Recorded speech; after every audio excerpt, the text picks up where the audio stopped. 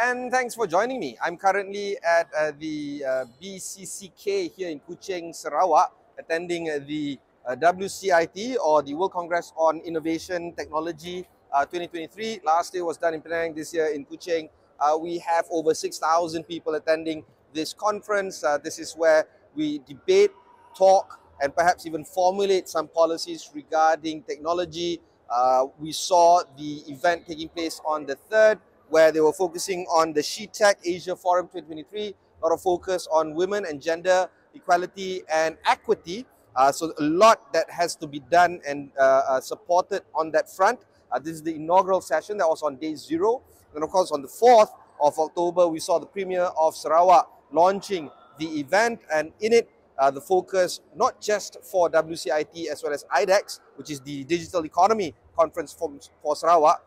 The focus was on green technology, climate change, digital economy, hydrogen, energy transition, and the like. And of course, throughout these conferences, we've seen a lot of dialogue on the panel session, where key movers and shakers, especially regulators and industry players, particularly those from the private sector. I just had a short conversation with the IBM CEO, for instance. I had her on Notepad last week.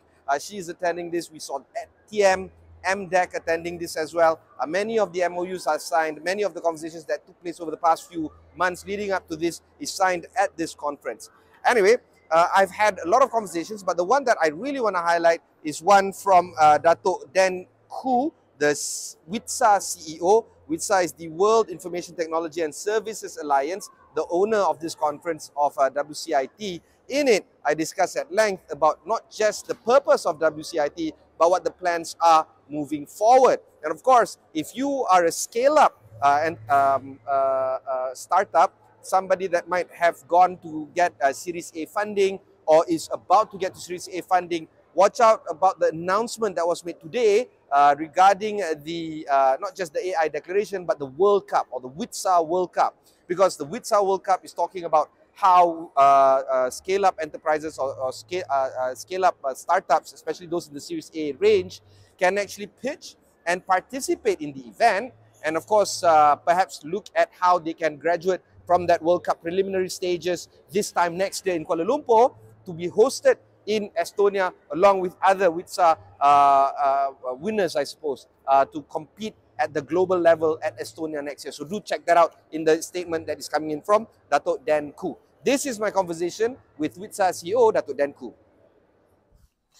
Okay, this is of course an exciting time, not just for WCIT, but for Sarawak as well. Maybe you can walk through with us in terms of the initial expectations of it, and then of course the opening of the event with the Premier of Sarawak making very broad announcements regarding green tech, green energy, carbon capture and carbon storage, hydrogen, there's also Sarawak energy development roadmap. These are very lofty policies that will shape our energy transition and our adoption of digital energy moving forward. Are you excited about all these progress that is happening in WCIT? Obviously, yes.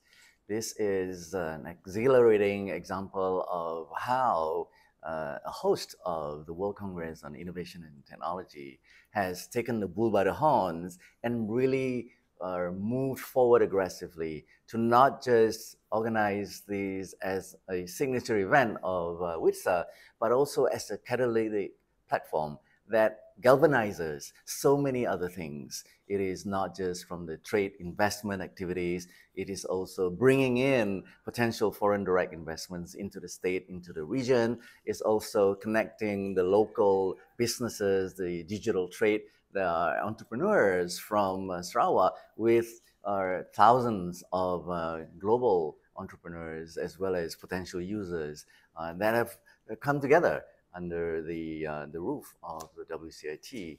Last year, we saw about 43 billion ringgit worth of MOUs exchanged hands. Do you see these kind of numbers being, I guess, increased for this year?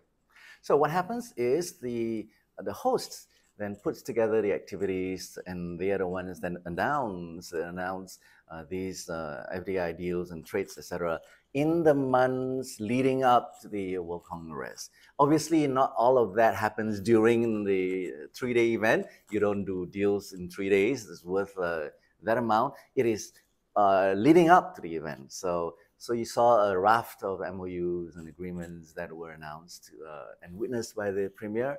And so we are not privy to the dollar value, but we can see and we encourage, obviously, all of these trade and investment deals that would bring benefit to the citizens and the businesses of the regions that hosts the World Congress. I saw also a great emphasis being placed on women, especially during WCIT 2023. Maybe you can walk through this, the events that happened on day 0.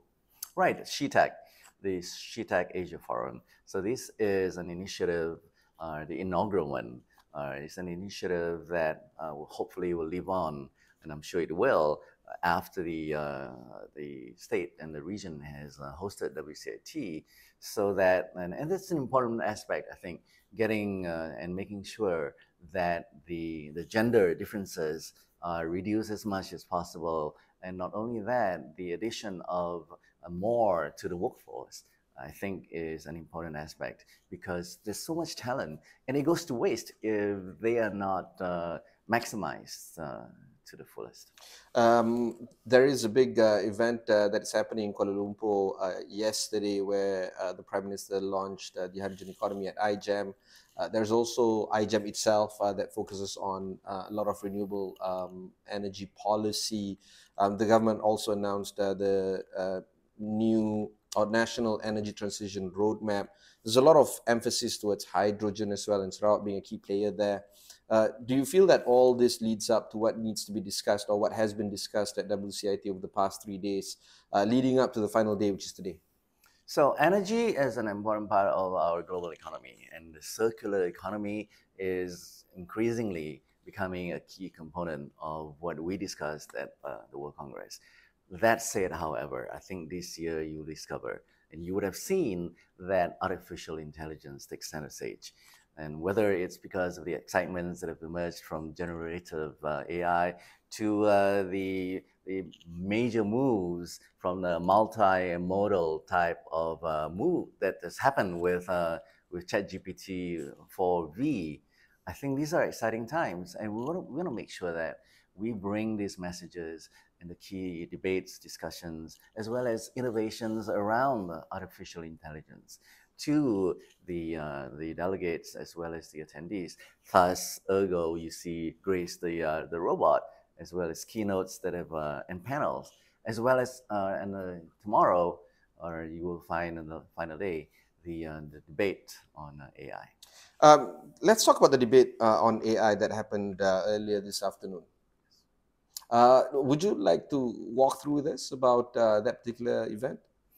So, the AI centricity of the World Congress this year actually is not just about the debate.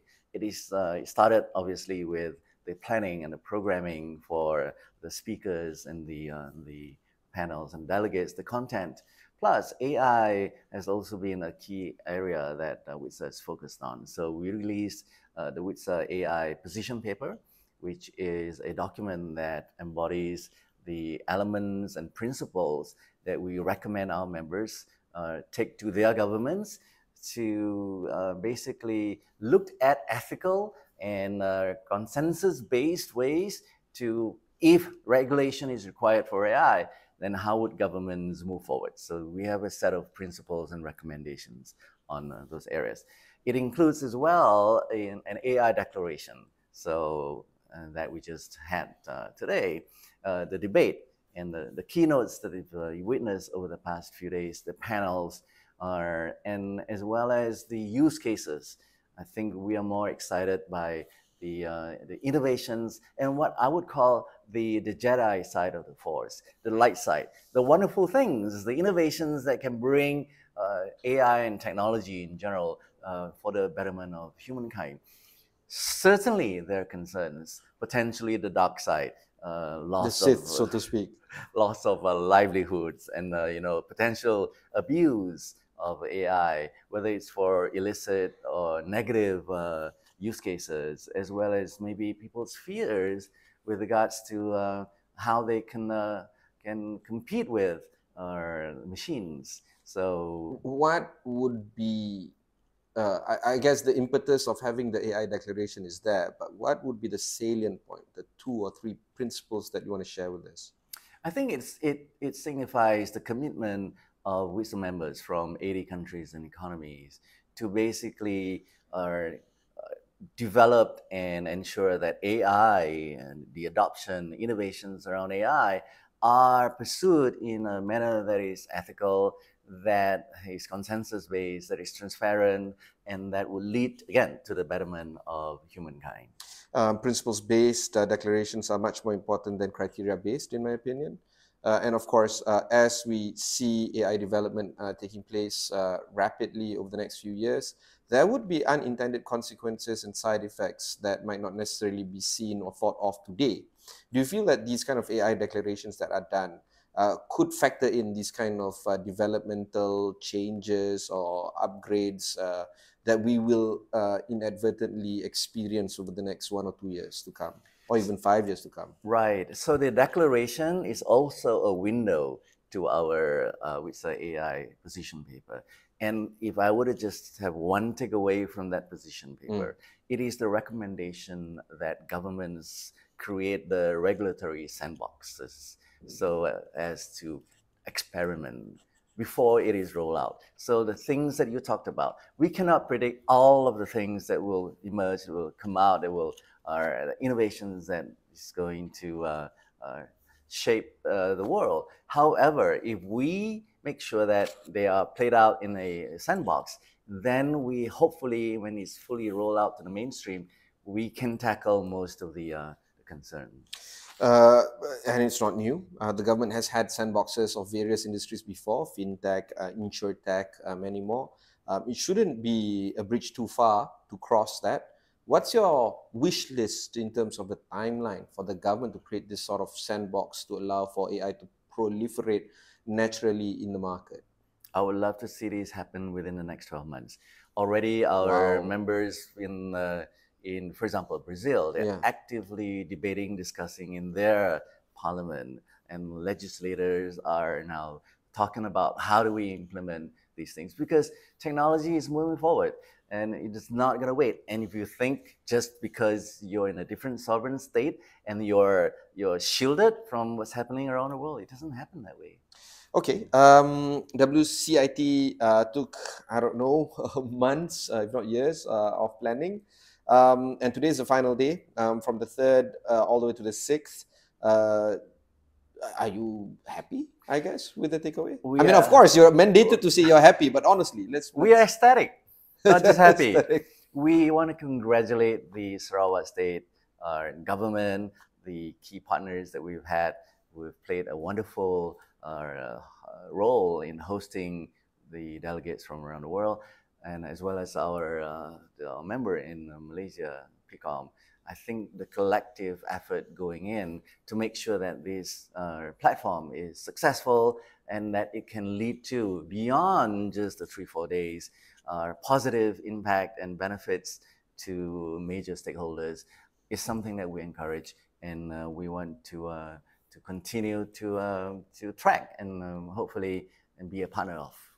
And of course, if people want to learn more about WCIT, it's not just a 4-day event. Of course, it's an ongoing conversation. Where would they go? How do they find out? How do they participate in the future? What would be some of the key takeaways that they can learn? Maybe they weren't able to attend the conference over the past 4 days in Kuching, but how do they get themselves involved moving forward? So quite obviously, you can go to our website, www.wisa.org. But if you can just give me the opportunity to also talk about one initiative we just launched this afternoon. It is the WISA World Cup. So the WCIT World Cup? World Cup, yes. Oh, World Cup, okay. World Cup, yes. Okay. The WCIT is often been described as the Olympics of the tech industry. So like the Olympics, it's made up of multiple components, from the content, from great speakers, and we have also connection points, global investment ideas, and B2B matching and plus obviously great food and stunning hospitality and the opportunity for people to make friends and move things forward. There is another opportunity that we just launched, which we call the WCIT World Cup. It is to find the next unicorns in a tournament style pitching. So the representatives from the countries from around the world memberships compete, and these are the scale-ups, and they compete to be declared the world champion. So that's happening in the next WCIT, and we've just announced the next shows as well. So, and who would be ideal to participate in this World Cup? So scale ups, Series A funded and above. So we want the national champions emerging from our member economies and countries to tour them to go into the global finals, and then they'll compete for bragging rights, the title of world champion, as well as the investment opportunities that exist. Thank you very much. Thank you very, very much. Thank you so much. So that was my conversation with Datuk Dan Khoo of WCIT, the conference organizer for WCIT as well as IDECS and SheTech Asia Forum 2023. Again, an inaugural forum where we talk about the gender equity and to close the disparity between the genders when it comes to tech and innovation. Behind me is Grace, the world's foremost AI nursing android running on artificial intelligence. This is the first time that we're seeing an generative AI support robot for the purpose of nursing. I'm going to be having a lot of conversations with her later on in my clip that will follow soon. But generally speaking, the conversation is all about, if you can just pan over there and focus on Grace. Yeah, we're looking at how AI or artificial intelligence is going to be driving the conversation of WCIT 2023. It has driven it, resulting in the AI declaration that was done earlier today by participants at WCIT. But of course, Grace is always about talking on how we can improve on taking the repetitive and the caring element of nursing. And of course, there's a lot more innovative products like this that will be rolled out in the market in the months or even years to come. But generally speaking, Grace is one of those things that was featured at WCIT. Here is a very short clip of the conversation that we had with Grace, the world's foremost generative AI nursing robot that is launched in the market right now. Can you share some specific tasks or responsibilities you're designed to handle? And how do you ensure accuracy and efficiency in these roles? My advanced technology bridges the gap between the increasing demand for healthcare and the availability of human professionals. I am equipped with sensors and software that allow me to process and analyze large volumes of data at high speeds. This means I can assist nursing professionals by offering real-time data, patient monitoring, and even administrative tasks, allowing them to focus on direct patient care. How do you adapt to different healthcare environments and work alongside human caregivers to provide the best possible patient care? My design incorporates adaptability as a primary feature. My sensors and AI capabilities allow me to understand and navigate different healthcare settings, whether it's a high-tech hospital in a city or a rural clinic. I am programmed to learn from every interaction, which means I can better assist human caregivers over time and provide patient-specific care. Okay, we'll go for a short break. When we come back, we'll discuss a little bit more when it comes to the policy regarding technology.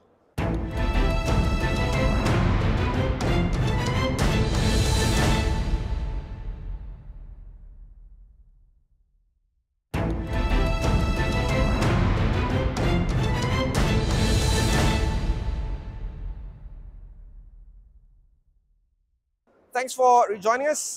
Again, this is me, Ibrahim Sani, reporting from Kuching, Sarawak, attending the WCIT 2023 and the IDECS 2023, and of course, SheTech Asia Forum, the inaugural forum regarding gender balance in technology 2023, the first time that we're looking at discussions on gender equity.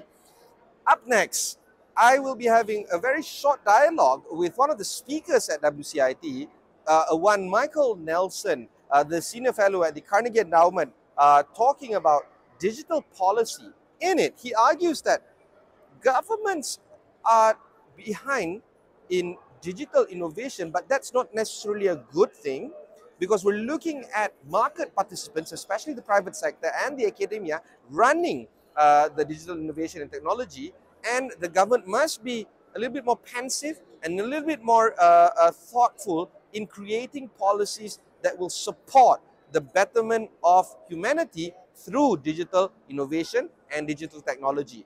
This is my conversation with a person that has been around for quite some time when it comes to digital innovation, Michael Nelson of Carnegie Endowment Fund. I'm Michael Nelson. I've been working on internet policy for 35 years, and I currently work at the Carnegie Endowment for International Peace in Washington, D.C. Pardon me. And of course, you're looking at digital policy when it comes to cybersecurity? Cybersecurity, online privacy, look at data policy. And I spent a lot of time looking at digital leadership, how different governments organize to craft good policy to provide a secure, open, innovative internet. The problem with governments around the world is that they can't keep up with technological innovations. Well, that's a great thing. I mean, that's been that way for 30 years, and as a result, there's been time for industry and academics and users to try out different things. So the government shouldn't be ahead. We don't want government designing the internet for us, particularly those governments that think it's best to have one solution. That's the enemy of innovation, the idea that there's one best standard or one solution to a problem. We even have competing standards organizations because different ones develop different approaches that work for different use cases. And then users decide what they want. Over time, maybe one standard will be used by 90–95% of the community, but for most problems, we want more than one solution. The idea here is, of course, there's also geopolitical elements involved. ByteDance is facing a lot of headwinds in the US. Facebook and Google are not allowed in China. Where do you see policy being crafted for the benefit of the population instead of geopolitical, I guess, interests? Well, that's a recent development. I started being involved with internet policy back in 1988. And for the first you look too young for that, 10 years, older than I look. But the fact is that at that time, it was the engineers designing the internet for the engineers who were, for the most part, the people using the internet.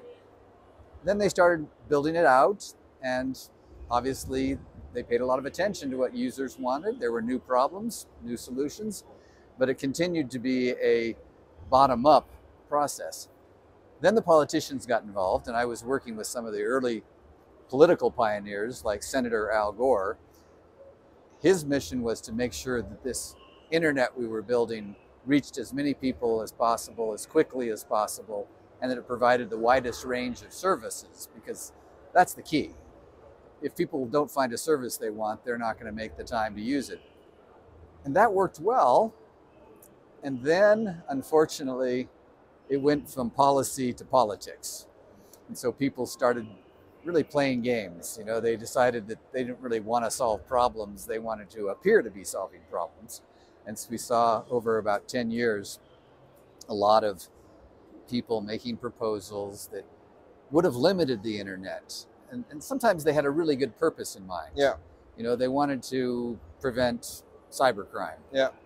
And so, but the laws and cyber criminals used encryption. So let's get rid of encryption. That's the kind of stupid idea that we started to see. A lot is at stake right now, trying to balance policy. There's no other actors right now that can execute and implement policy other than the lawmakers. Well, no, there's a lot of things that go on without the lawmakers even understanding what's going on. Okay. I worked for Cloudflare for 4 years before joining Carnegie. Cloudflare created a whole new way of providing cybersecurity. Rather than selling machines to companies and building a digital moat, they provided cloud-based solutions that would actually filter out and identify cyber threats before they ever reached the company. much cheaper, much more flexible. And of course, they're doing very well because they've got this better solution. Nobody needed to regulate that. Yeah.